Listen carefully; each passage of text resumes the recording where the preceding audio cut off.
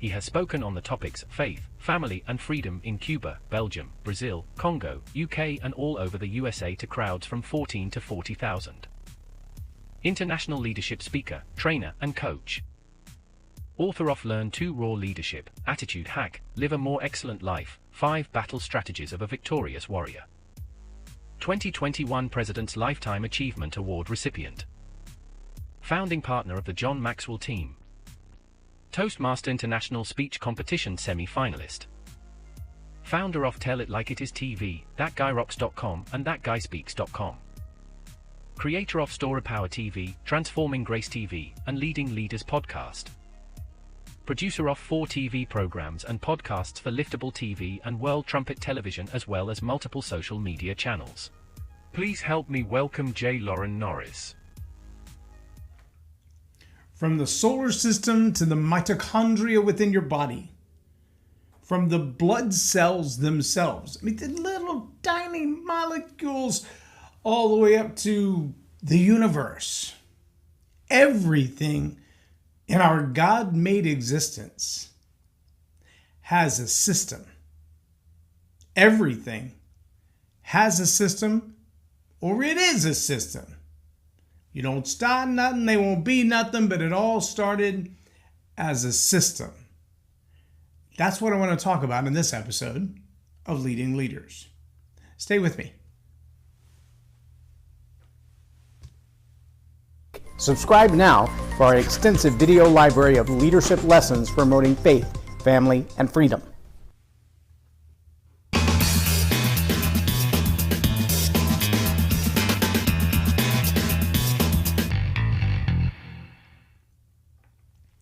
I'm J. Loren Norris with Leading Leaders Podcast, and if you haven't thought about systemically, as opposed to systematically, well, today's the day that we're going to think about that because there really is a significant difference. I recently heard John Maxwell say, and I thought it was kind of a brilliant observation, managers manage systems and processes. Leaders influence people. One manages systems and processes, the other one manages people.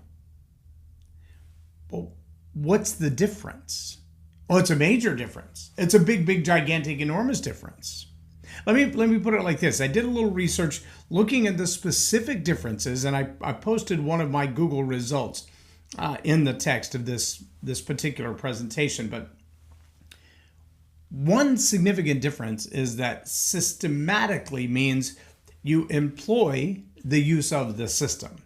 An example might be if you understand that your DNA, your actual personal biomechanical process, which is unique to you from anybody else. That's why if you look at stuff like what Gary Brecka is doing and what the human research projects are doing, what they're looking for is the absolute common denominators between one human's biomechanical system and another. So for an example, one of the tests that Dr. Gary Brecka and 10X Health does, that test is looking at your DNA, not mine, yours, uniquely yours, separate from mine, from your spouse, from your children, from anybody else, and looking for the markers that say, this is how the body methylates various things that are sent into it. So if you have a specific diet, a specific regimen for exercise, a specific way of dealing with medical problems or medical issues, maybe use holistic health, maybe it's chiropractic, maybe it's typical medicine, maybe it's ignoring it like a head in an ostrich with a head in the sand and pretending it'll go away. However you deal with those things, each of those is a process, and each of those impacts your system. So you're managing your health and your life. That's a systematic approach. That's using the systems that exist and interacting with them.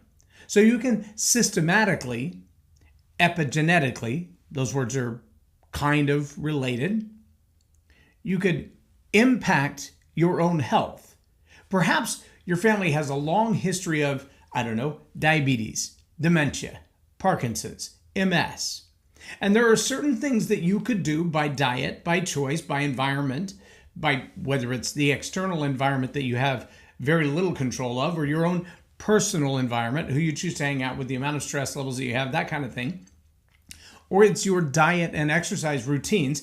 Each of those circumstantial environments are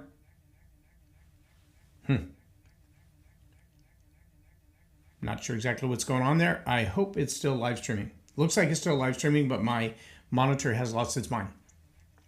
The idea that your system, your body, reacts to the way that you change your circumstances, change your environment, change your diet, all of those things are true. They're profoundly impactful in the way you decide what you're going to do with your body.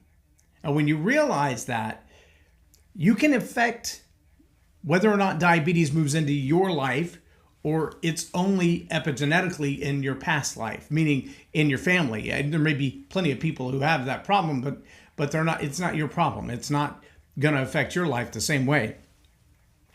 On the other hand, you could say, I see diabetes in the family, and I want to break that pattern. I want to break that off completely. So I'm going to stop eating those kinds of things. Now, all of a sudden, you have, by choice, impacted your system. Your system is going to react differently to this new diet that you have. Your system might be your family system. Oh, so now you're going to live another 10 years, another 15 years, another 25 years. That's going to impact the system. It's going to impact your financial position.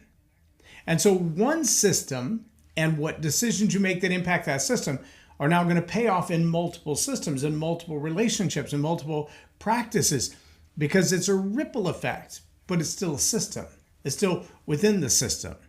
Now, systemically is a little bit different, because you're not just using the system that already exists or working within the system that already exists. This is more like a virus that actually gets into a system and it alters the system itself. Now, in that sense, I want you to think about the culture of an organization, the relationships within a family. I want you to think about the impact that it has when a leader fails, when a leader makes a mistake, when a leader hurts somebody else's feelings, when a leader moves into a place where their attitude and their behavior impact everybody in the organization. Maybe it changes someone's willing to work there. They call it a hostile work environment. When you have that challenge within the environment where one person's mindset begins to affect everybody else. Here's another word for that. Attitude. Yeah. See, when you get an attitude, you begin to realize that there are people who are impacted by your attitude because it's infectious. The way you think about the way you feel, and the way you feel about the way you think, that's an attitude. And that attitude is more contagious than a common cold. And so a leader with a bad attitude, whether it's an attitude of judgment, an attitude of sexism, racism, whatever it is that is in the leader themselves, now that influence begins to spread throughout the organization. That's systemically.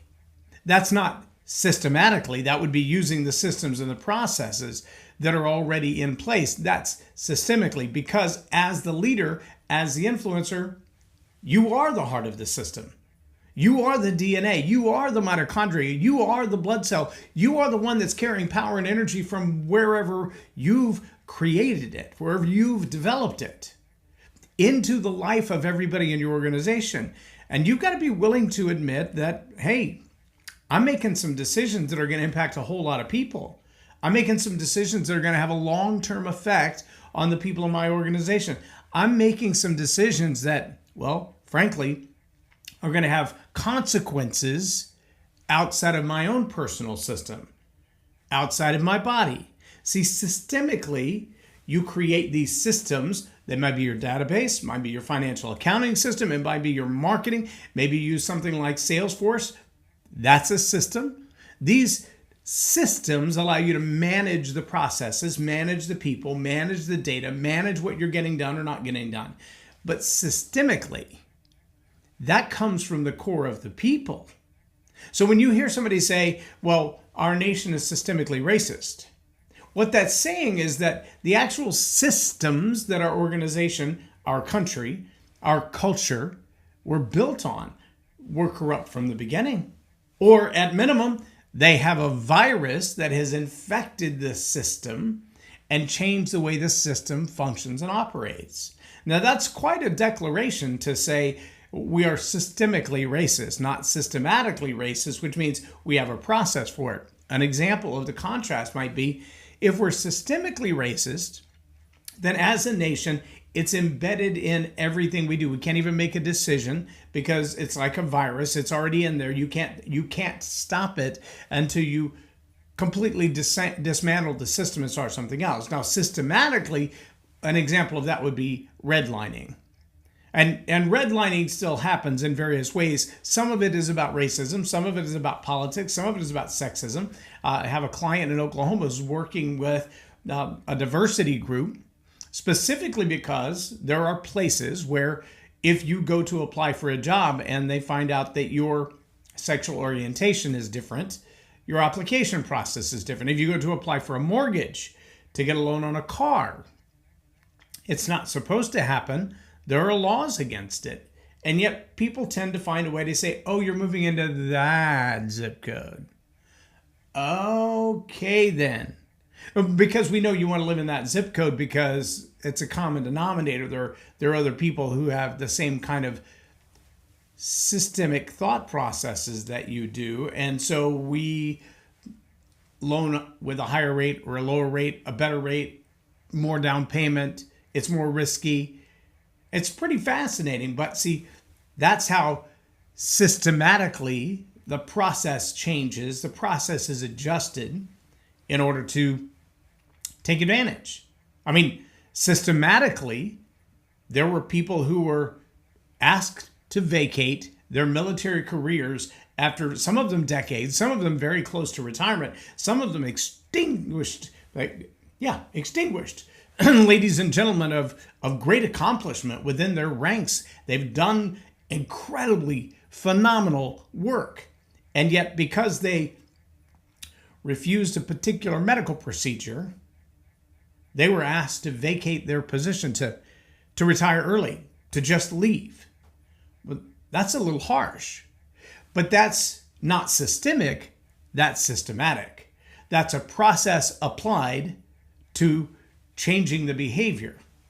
Systemically would be if the actual system itself became corrupt and there's no way that you could fight it without breaking down the system. Now, as a leader, you have to ask yourself, do you want to work systemically or do you want to work systematically? And the answer is, well, yes. But you work systematically through managers. You work systematically through people that you delegate to. You work systematically through, well, systems and processes. You upgrade your database. You find new tools to get the job done. You find better ways to manage your property, your finances, your product sets. And doing so is systematically changing the entire organization. But systemically, well, that's culture, that's attitude, that's worldview, that's values, that's everything you do in the way you influence others. And that begins in you.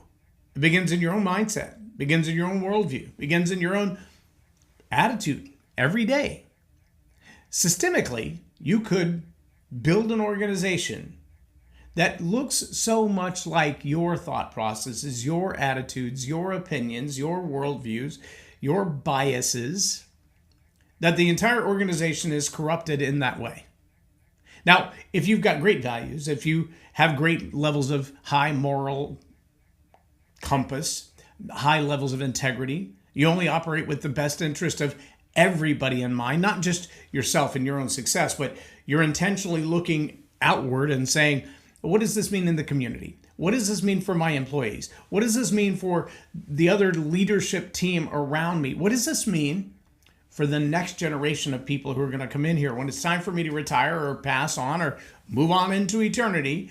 What will I leave behind? How will that function? How will it operate? And those are really profound and very important questions that a leader's got to be able to ask, answer, and cope with. Because it's really easy to kind of get lost in I'm just doing it my way. I'm just living in my truth. I'm just doing what's comfortable for me, and I don't care if you like it or you don't. Well, that's a bit of a problem. Now, see, there's also a problem, like I said, systemically can be like a virus, meaning someone has actually inserted or injected this thought, this mind virus, this attitude into a system that's already existing. I watched and shared a Facebook meme from, I don't know, I guess it was maybe Thursday or Friday, of a woman who was being interviewed. And in the interview, she was being approached by someone who had used the 23andMe, I think it's 23andMe, the DNA test, to find her heritage. And she is a person who has been very supportive of, well, let's just say retribution. But the payouts that would come from a family whose family line comes from slavery, et cetera, et cetera. And then there are various reparations is one, getting even is one, just different ways that concept is said. Retribution is the bottom line, though. We want to get even. That's her worldview.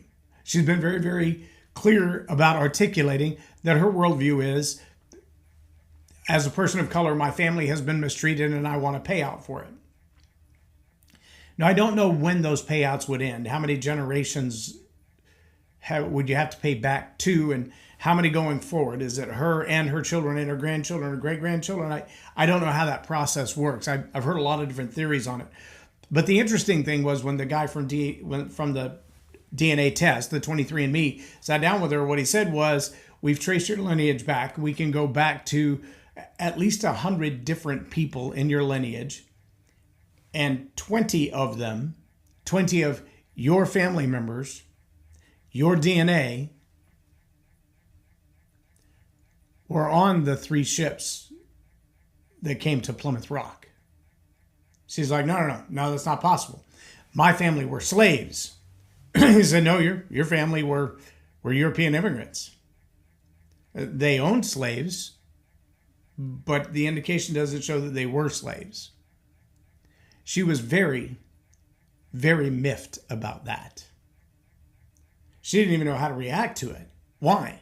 Because systemically, her brain had a particular understanding, a virus, if you will, a new set of parameters to believe by. Her worldview, her attitude had been changed, had been altered. Now, had she always believed like that?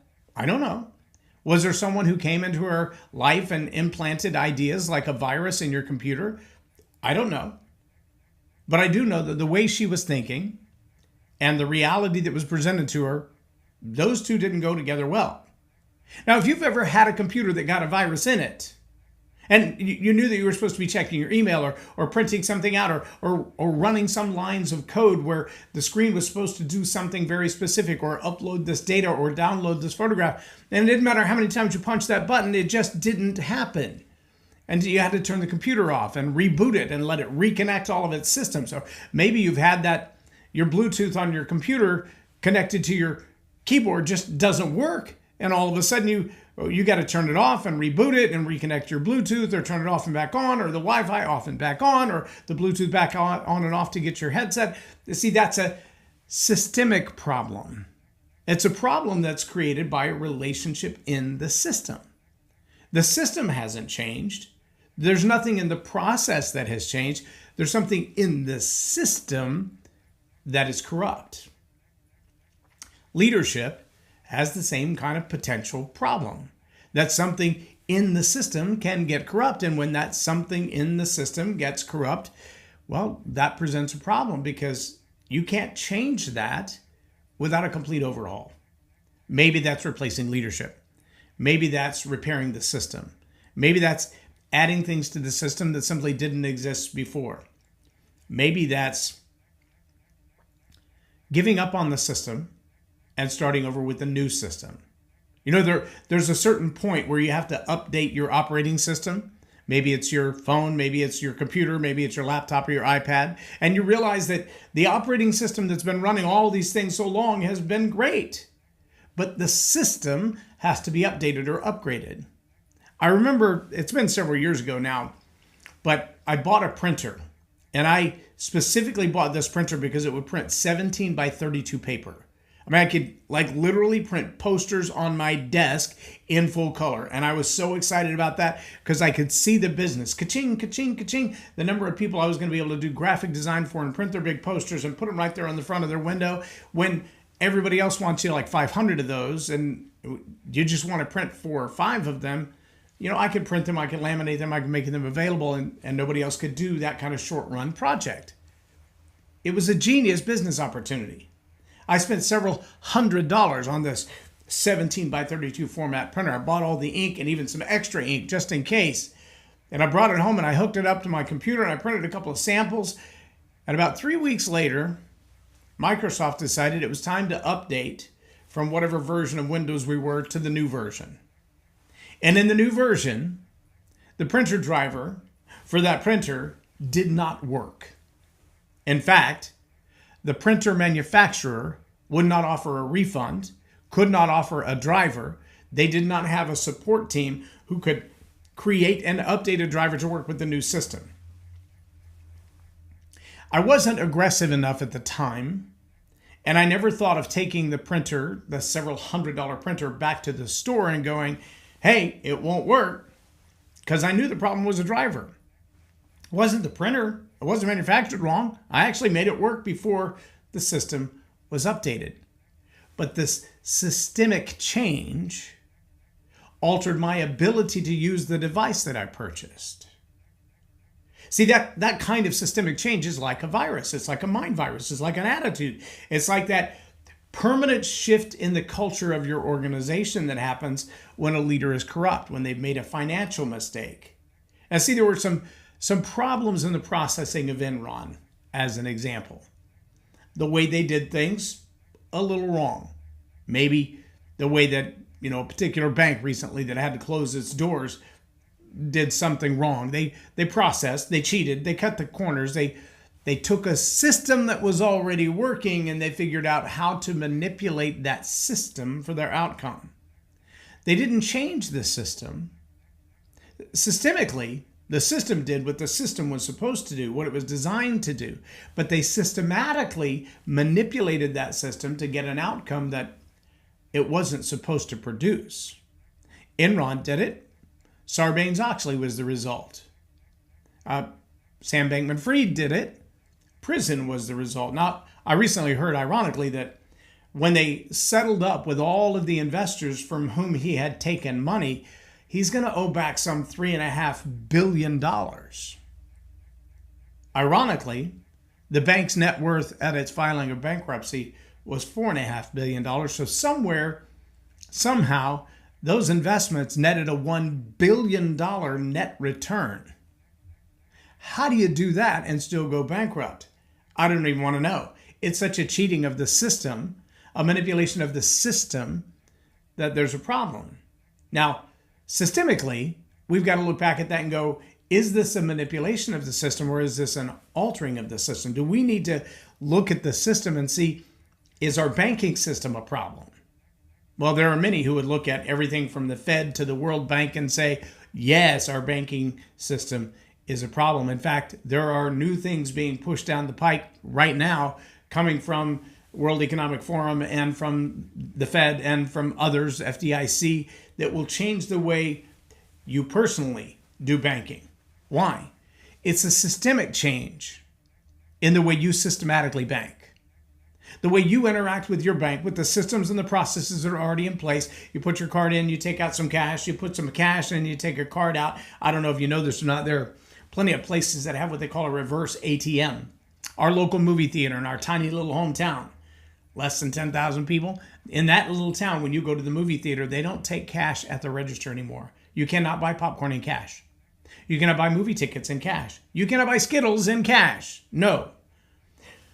You have to get out of line, take your cash to a little machine at the front door, and you have to put your cash in that machine and wait for it to spit out a gift card of equal value.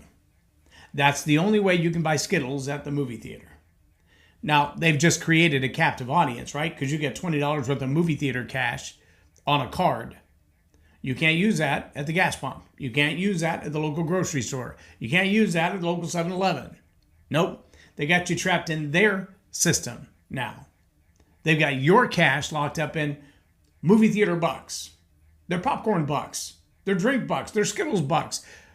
But they're not for anything else. You can't use them outside that system. You're locked into their system. There's a whole lot of manipulation in systems right now that have you spending your dollars where they tell you to spend your dollars, or whatever new currency they decide to give it a name of. But your ability to buy and sell will be manipulated by that system. That's a systemic change. That's a leadership change. How you manage your life after that happens, that will be systematically decided. It will be systematically orchestrated. You will have to figure out how to fit within the new processes. Now, what does all that have to do with you as a leader? As a leader, you've got to understand the drastic difference between systemic and systematic.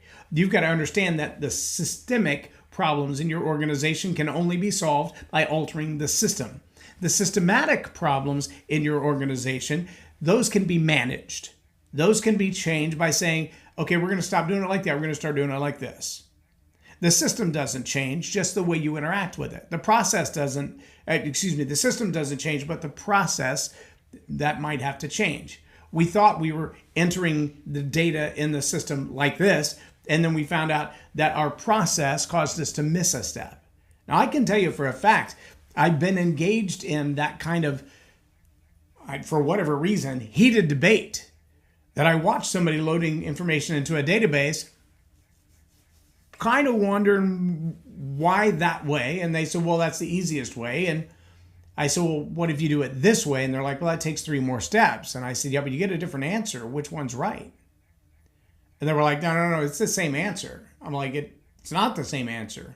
In fact, run it over here and run it over here. 2 different computers running the same system in the same database, entering the same information, but entering one piece first as opposed to the other piece first. And guess what? We get a different answer. In fact, the answer was so drastically different that it was millions of dollars in the wrong place that we weren't paying taxes on, sadly enough, because we weren't getting the final data. We were getting fragments of the data simply because of what number was entered first and the way the forms and tables in the database processed it. So our process of human entry into the system created a systematic problem with the outcome. There was nothing wrong with the system, just the process of interacting with the system. Now, if the system had a virus, that would be a whole different problem. If the system was broken, that would be a whole different problem. If your body has a disease, your system is broken. Systemically, you may not be able to process. A type 1 diabetes, their body, their system doesn't process the glucose-insulin relationship properly. Their pancreas doesn't secrete enough, doesn't know how to handle it. It's a problem. That's a systemic problem. It has to be treated systemically. A type 2 diabetes problem, they may still be capable of processing sugar and the pancreas doing its job, but they're not systematically treating their system properly. They're eating way too much sugar and doing things that are harmful to the system. Someone who smokes, someone who doesn't exercise, someone who doesn't treat their diet right, doesn't treat their mind right with enough rest and enough education, they're not treating the system the way that it's supposed to. Their processes are corrupting the system. Now, again, if we zoom out to that as a culture and we say, how does my organization, how does my team, whether it's my family or it's a team of 500, how does that team fit within the system? How do we interact with the system of our organization? Is there something corrupt in our system? Or is it just the processes whereby we relate to the system? I love the way when Brandon Dawson talks about organizations growing from that $100,000 to that $5 million to that $50 million, there's gaps, there's things that are missing. There are systems that are not yet in place. There are processes that your company is not yet following. And it's the reason you're hitting that lid. You've reached a point where everything that you're doing isn't sufficient to take you to the next level. Your CEO maybe isn't sufficient to take you to the next level. Your data management isn't sufficient to take you to the next level. If you got 25 times more customers than you have right now, your whole system would collapse. That's a systemic problem, not a systematic problem. As the leader, you've got to be able to distinguish the two. Can my system continue to grow? The way we manage people, the things that we think about, what we focus our time on. Are we leading them? Are we influencing them in a system that has the capacity to grow? If the answer is no, then no amount of effort, no amount of changing your processes is going to work. I'll just give you a really simple example as my final illustration. If you have a Zoom account that is a free account, and you have clients who want to have 100 people on the call at one time, you have a system problem. Is it that Zoom isn't capable of having 100 people? No, that's not the problem. Is it that you don't have the capability of managing 100 people on a call? No, that's not the problem. The problem is the system you've paid for as a free account isn't designed for 100 people. Or what if they want to record? Again, if you're on the free system, not an option. How about screen sharing? If you're on the free system, not an option. So if you want to screen share with 100 people and record the call, you got to pay. There's nothing wrong with the system. It's not broken. It's the process through which you engage with an existing system. That's the problem. It's the culture. It's the attitude. It's the way you think about it. Now, if you were to look at that and say, hey, there's revenue to be driven by having 100 people on a call, being able to record it, and being able to screen share, I could make money doing that. Well, then you've got to be willing to invest money so you can make money. If you're using some other kind of call system, screen sharing, video conferencing, whatever else, and you run into the same kind of barriers, well, I can't charge people to be a part of it. Oh, well, that's a problem. Maybe you got the wrong system. Well, I can only have 2,000 people on my mail list. Well, maybe that's because you're using MailChimp and it's the free version. Upgrade to Pro, and now all of a sudden you've got all these extra features. It's not that the system doesn't work, it's the way that you're engaging with the system is not complete. That's the difference between systemic and systematic. I hope this is making sense to you because this is a really big deal. It's the difference between leadership and management. Systemically, you've got to understand what are the systems that you're using. Your worldview, your attitude, your communication methods, how you think about what you feel and how you feel about what you think creates the system that everybody in your organization operates within. And if there's something wrong with that system, if that system is inadequate, if diversity is off your radar, now what you do with DEI, that's totally up to you. Those are policies and procedures.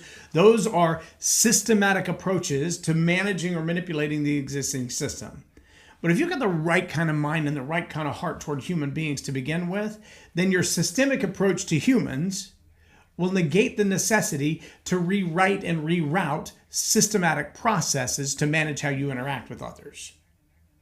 If the culture is already there that says, I love all humans and I have grace for everybody, even when we don't share the same ideas, I have grace for them, I expect them to have grace for me. If that's the culture you've created, that's a system that operates in grace and gives people plenty of latitude.